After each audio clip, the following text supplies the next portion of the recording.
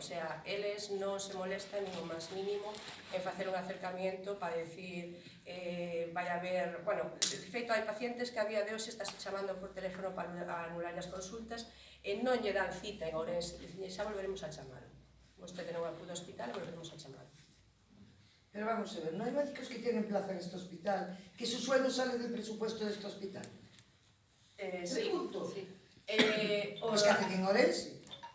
Sí, por certo, vou aproveitar un inciso, xa que me manda non teño pantalla, non sei que me está mandando WhatsApp, pero non me funciona.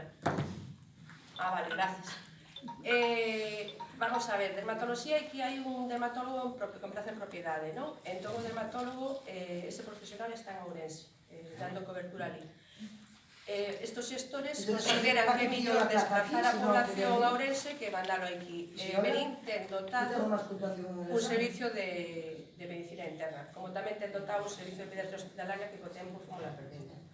E, bueno, pois así vai se perdendo todo. Hemos que antes, que todo o que se perda é o servicio de cirugía. Como podes Perdona, observar... ginecología tamén hai un Ourense, non está así, Sí, claro, estou falando do servicio de cirugía. A mí preocúpame, bueno, de cirugía, é que tampouco é que... Cando me preguntan, tú crees que vai pechar o hospital? Eu sempre digo mesmo, pechar non creo que peche porque se levantaría toda a población e máis.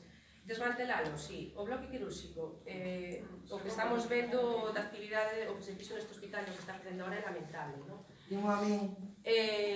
Interna, que podía ser un hospital de crónicos, bueno, pois, como respeto aos profesionais de interna, pero tamén é lamentable que me digan non é que estén mimando a interna, para nada.